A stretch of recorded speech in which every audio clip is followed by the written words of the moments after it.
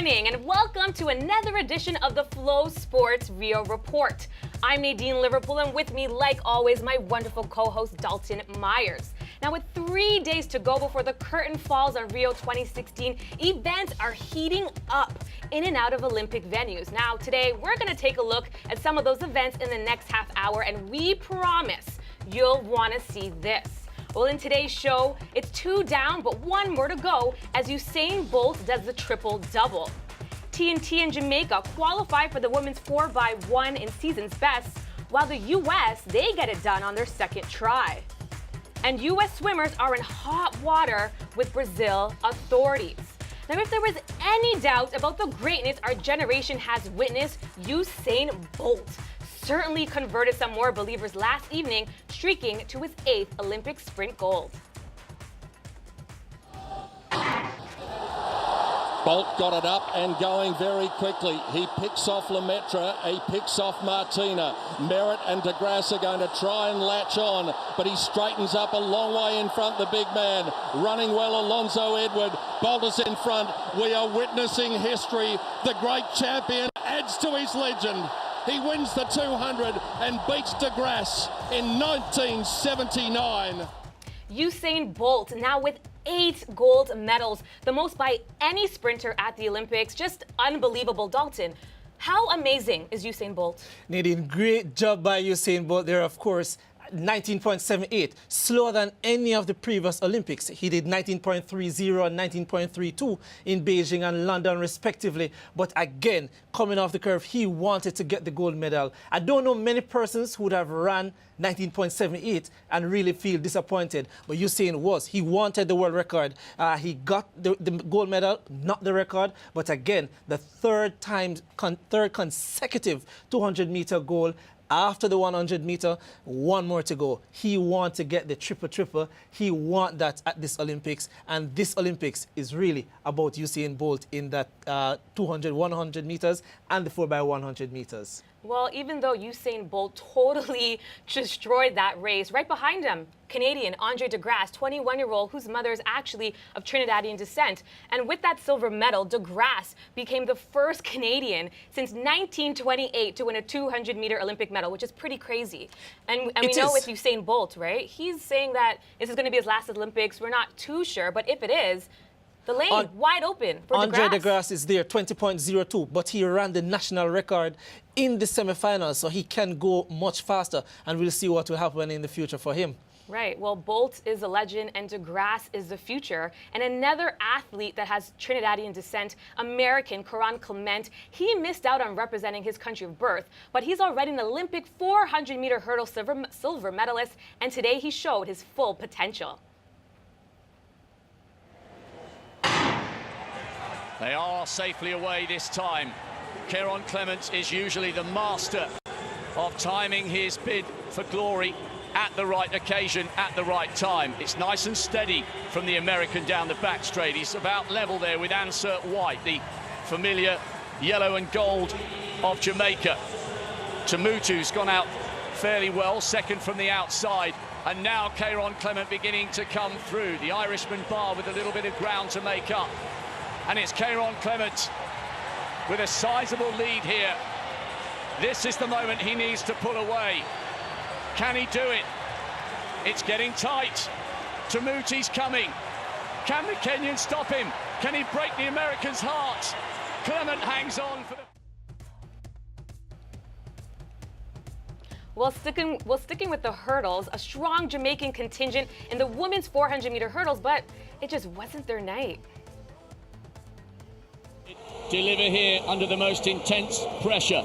She's already closed the stagger down on Sarah Slot-Peterson, who will certainly be hoping she's in the mix for a medal come the closing stages. Mohammed leads. Has she gone too early? She looks fairly composed. There she's third from the right-hand side. Peterson now beginning to respond.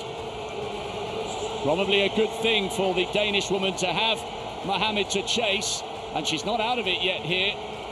Peterson leads. Heinever still in the mix as the stagger unfolds, but this is Mohammed's to lose. She's got a huge advantage here.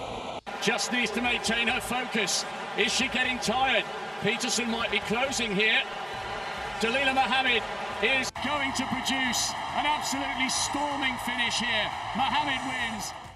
Well, Dalia Muhammad wins the first ever gold for the U.S. in the women's 400-meter hurdles, while the Jamaican trio, they finished in a respectable 5th, 6th, and 7th. But despite them not medaling, wouldn't you say this is just a great job by the Jamaicans to even represent 3 of them in this event? I think they represented well.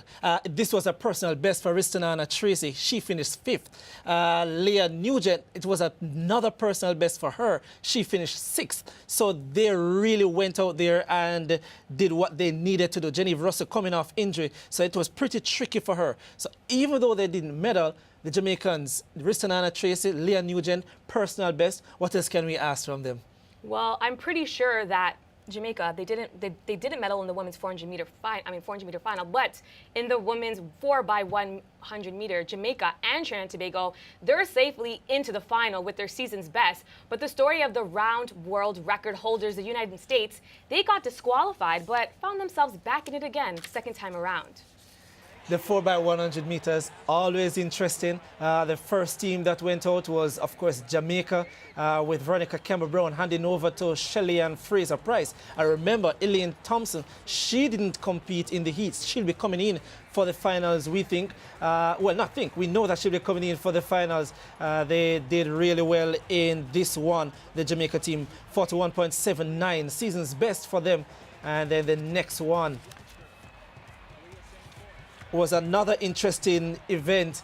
There we see Trinidad and Tobago, but no USA in this one. Well, they actually finished the competition, but we'll talk about that at some point later. They were allowed to run later in this one, initially 1 minute 06. Looking for Trinidad and Tobago, 42.62. Very good time moving through to the finals. They will need to run much faster than that, though, to get a gold medal. They will really need to get way faster than that one, because there are teams that are running faster times, but I expect them to do faster. Whether they'll get a medal in the 4x100 meters, I'm not too sure about that. Yeah, most definitely. But stay tuned, there's lots more to come. We break down the USA's controversial qualification to the women's 4x100 meter final. We'll be right back.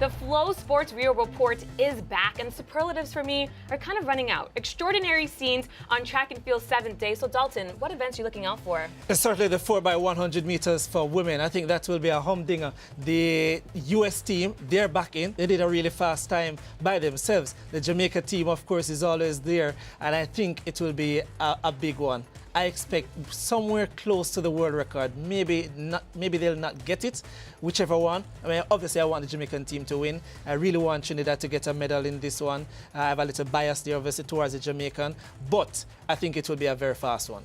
Well, an event that I'm not even too sure why it's an Olympic event, walking. The men's 50-kilometer walking event is today. Like, how isn't walking an Olympic event? Like, why don't they have events like cricket but they have walking? Like, how does that work? Well, maybe I could win that one. I enjoy walking anyway. Do you think you'd medal in walking? Yeah, I definitely would. Okay. You're a Jamaican, so of course you're going to medal in walking, no, right? well, Jamaicans usually medal in running. Oh, okay. I'll be the first walker gold medalist for Jamaica. Well, in other stories around Brazil, Allyson Felix, she threw the baton in a desperate attempt to keep the United States in the women's 4x100 meter semis, only to see it hit the track. However, a Team USA appeal was filed as Felix claims she felt contact from a Brazilian runner one lane over. The protest was successful, and Brazil disqualified, and the U.S. raced themselves to a season's best 41.77 seconds, well under the 42.09 standard required for them to earn a final spot. Meanwhile, in football, it was Neymar. He scored the fastest Olympic goal in Olympic football history in the tournament semifinal. Honduras had the ball, but the Barca forward made it count. And the previous record was actually 28 seconds, a goal scored by Mexico's Uribe Peralta. And moving forward, Ryan Lochte, he may be safely home, but his teammates are feeling the squeeze in Rio as their story falls apart. Lochte reported that they were robbed at gunpoint after a night out clubbing, but new CCTV evidence and confessions from his teammates have revealed that what really happened on August 14th.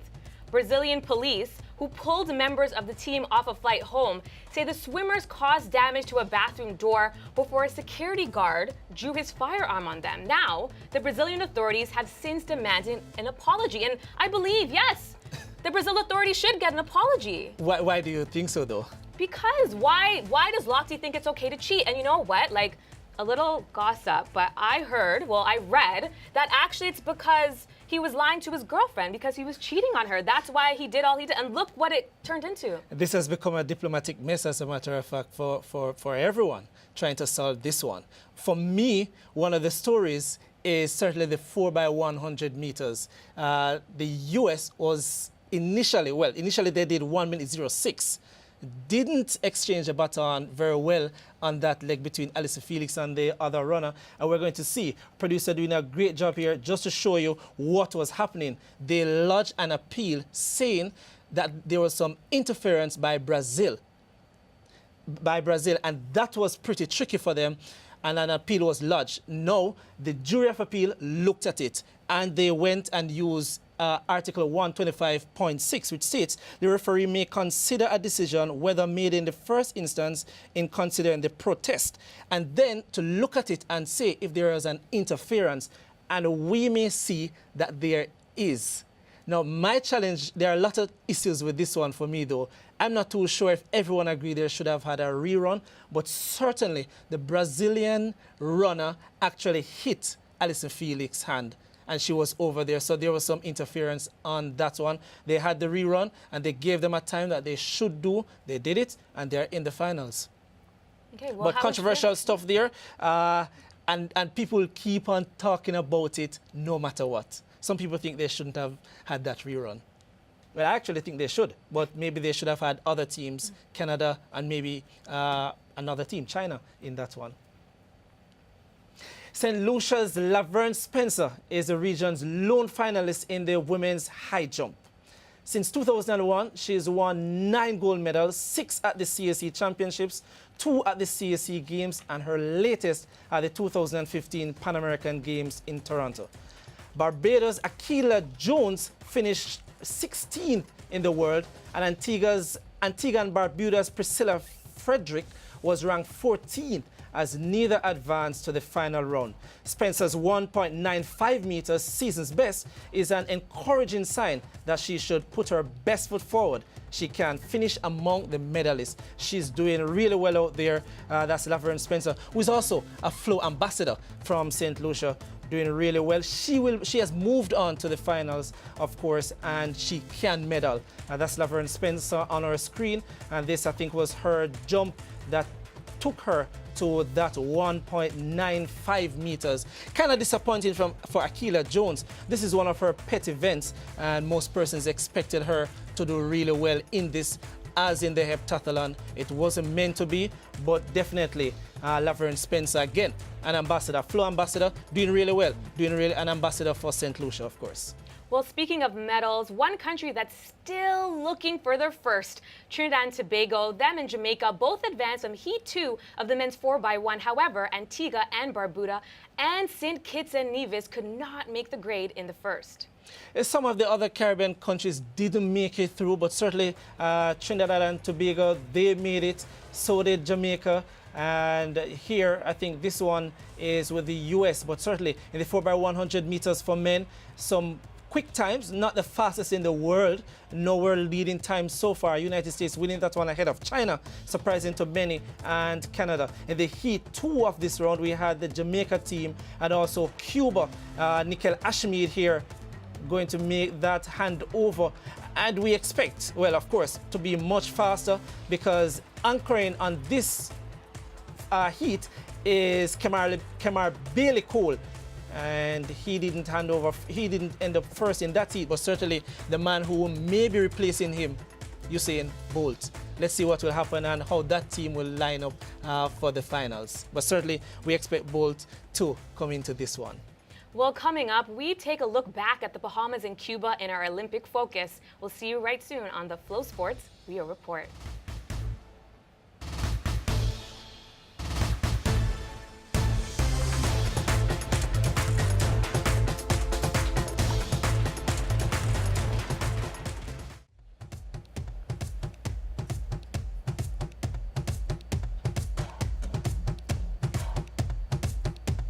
Welcome back to the report. Now, the Bahamas' only medal so far at these Olympics came in spectacular fashion from Shawnee Miller in the women's 400 meters. This morning, Video Ramphal, he joins us to bring some insight into the story leading up to this games. This is Bahamas at the Olympics. The Bahamas is the third most successful of the Olympic nations of the English-speaking Caribbean with 13 medals. This archipelagic state formed its National Olympic Committee in 1952 after competing at the Helsinki Games that year. In the early years, Bahamas built on its prowess in sailing, winning 2 medals. Since then, Bahamas has won 11 medals in athletics with 5 gold medals. Their Olympic journey began in 1952 when they sent 7 sailors to compete in Helsinki. Of the team, Duard Knowles and Sloane Farrington had competed in 1948 in London as part of the British team. Knowles and Farrington would be Bahamas' first Olympic medalist when they copped bronze in the star class at Melbourne 1956.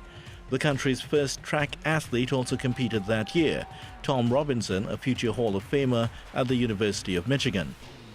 Knowles would win a gold medal at the 1964 Olympics in Tokyo with a new partner, this time in Cecil Cook, Bahamas' first Olympic gold medal in history. The Bahamas' first medal came from sailing, Vidya, as you mentioned. One name stood out. Explain that one. Yeah, Duard Knowles is that name. He was part of the first 2 teams to win medals. He won a bronze and a gold medal. He is so highly regarded as the first Olympic champion in Bahamas. In 1996, he was knighted. A year later, he got the Bahamas Order of Merit, and then a few years later, he also had a boat in the Defense Force named after him. Currently, he is 98 years old. He is the oldest Olympic champion still alive. Really? Well, Bahamas, they haven't medaled in sailing since they actually won the gold in 1964. They've participated but haven't medaled. Like, why do you think that is? Well, that's certainly because of the influence of track and field and athletics. In 1956, when they won their first bronze medal in sailing, that was also the year that their first athlete competed in Melbourne, and that was Tom Robinson. He later became a Hall of Famer at the University of Michigan, and that actually started the trend of Bahamas' athletes moving across the United States to participate in the U.S. athletics. In fact, one of the more famous athletes who would have gone across to the USA, if you have to find him now, you have to go to the office of the Prime Minister. The Honorable Perry Christie was a CAC medalist back in the 1950s. Well, can you tell us a little bit more about the second feature that we're going to see today? Yeah, well, we turn now to the athletics, which is the second part, the second phase of Bahamas' success at the Olympics. Let's take a look. At Atlanta 1996, Bahamas' women medaled for the first time in their history. The team of Eldis Clark-Lewis, Chanda Stirrup, Sebatheda Fines, and Pauline Davis-Thompson won silver in the women's 4x100-meter relay at the Atlanta Games. It would be Bahamas' first medal in athletics in history.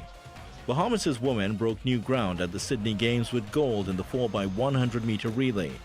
A member of that team, Pauline Davis-Thompson, won silver in the women's 200 meters, but was awarded the gold medal 9 years later after U.S. sprinter Marion Jones was stripped of the title. 2 more medals would follow at Athens 2004. Tonya Williams-Darling won gold in the 400 meters, and Debbie Ferguson had bronze in the 200 meters. Then in Beijing 2008, the men's 4x400 meter relay team won silver, and triple jumper Lee Van Sands earned the bronze medal. At the Games of London 2012, the men's 4x400 meter team won their first gold medal, defeating the favorites, the USA. Chris Brown, aka the Fireman, was a member of all three successful men's relay teams. Well, not to be silly, but to quote the famous Beyonce, who runs the world? Girls. And according to the Bahamas, the women have actually done better than the men. Yeah, that's Why right. Is that? Right? When Shawnee Miller dived across the line in the final just a few days ago, she actually took Bahamas' medal tally for the women to 6 in athletics, and now that put them 1 more than the men. The men have actually won 5 medals in athletics for the Bahamas, and what's more interesting is that the women, those 6 medals, there are 4 gold medals in there. So as Denise Plummer, the Calypsonian, had said, woman is boss. Interestingly enough, though, Bahamas has been doing really well, especially in track and field, getting very closer and closer in terms of medals. What do you think that has helped this movement upwards for Bahamas? Yeah, well, certainly I think because of their proximity to the United States and the success of their early athletes, I referenced the name of Tom Robinson early on, many of their athletes have started to move across to American colleges. You look at the biographies of the different athletes and you see within them that they've all gone to college, and that's where the experience has come in, allied to the natural talent, the software to go with the hardware, so to speak.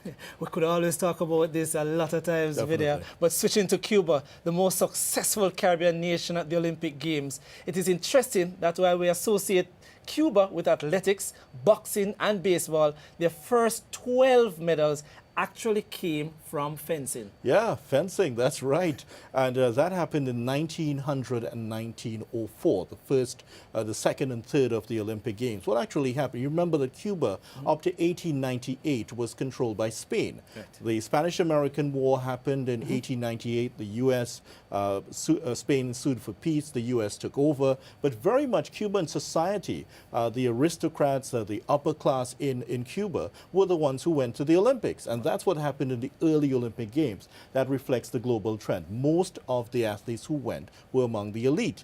And Ramon Fonst Segundo, to give his full name, he was the man that won 6 of those medals, and he was part of the elite. So that's why the character of the participation in the Olympics in the early stages was very much European. Right, and speaking on the fact that fencing is an elite European event, so then where did Cuba even come from to medal in something that's predominantly European? Well, that's because of the influence of Spain. As I mentioned, up to 1898, Spanish society was very much Spanish culture, not Latin American culture, but Spanish culture. I'm sure they would have been dancing. In fact, there was a game being played in Cuba at the time, which is being played in Spain, pelota. Yeah, there's a Cuban boxing legend that never fought a professional bout. Why is this so? Yeah, and that would be Teofilo Stevenson.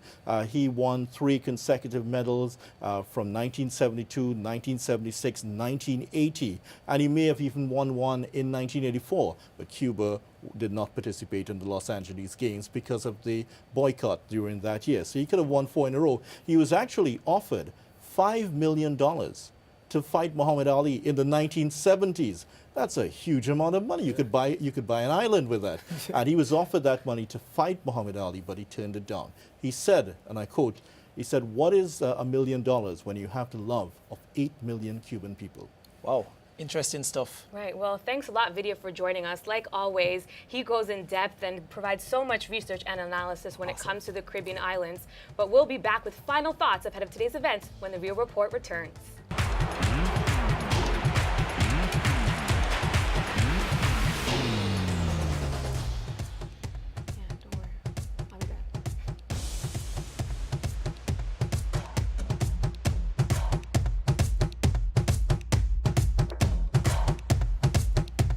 Well, it's the last lap here on the Rio Report.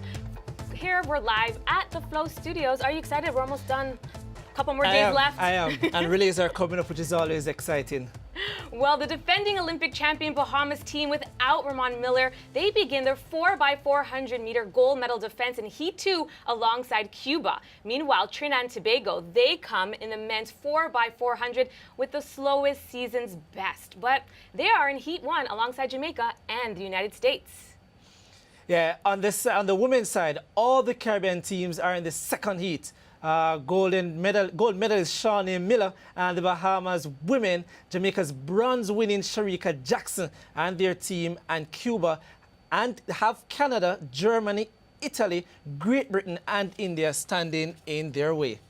Well, the final piece of the puzzle is missing for Mr. Usain Bolt as he looks to compete the triple-triple. Now, the question is, it's not about Usain, but who and Usain is going to be in Jamaica's 4x100 meter final? It is very interesting. I mean, Jamaica is going with a very fast time, 37.94. I mean, they've done way better than that in terms of their personal best. We have United States 37.65. We expect Usain Bolt, Asafo Powell, maybe Nickel Ashmead will be there, but it will be really interesting to see what that Jamaica team will look like. Usually, over all these years, Nestor Carter has been there starting for the Jamaica team. He's not there now. He has some challenges and is trying to get that cleared up. But this Jamaica team, I think, is still good for the gold medal once they get the baton around. That will be the interesting thing for all the teams, including Trinidad and Tobago, will be in this one. Well, in the women's 100 meter final, it doesn't really look too promising for Trinidad and Tobago as they finished 7th in their qualifying. But the showdown is between the defending champions USA and Jamaica. So can Jamaica pull off the upset? I'm not too sure if it will be an upset. I think Jamaica is one of the favorites in this one, along with the United States of America. Remember, Jamaica has Elaine Thompson. Right, but USA are the defending champs. But yes, I know Jamaica can pull it off. Well, the interesting part is that they don't have a lot of those athletes they had back in 2012. And Jamaica have a very, very strong team here with Shelly-Ann Fraser-Price. Remember her, Elaine Thompson, Veronica Campbell-Brown, Simone Facey, who is also there. So this Jamaica team is very strong. And if you ask me, once the baton gets around, Jamaica should take this one ahead of the United States. Well, it should be an exciting final tonight, but that's all it for us. Remember, the Premier League this weekend and a Friday game. Manchester United, they host Southampton tonight. And like always, make sure to join us tomorrow for the Flow Sports Rio Report. See you tomorrow.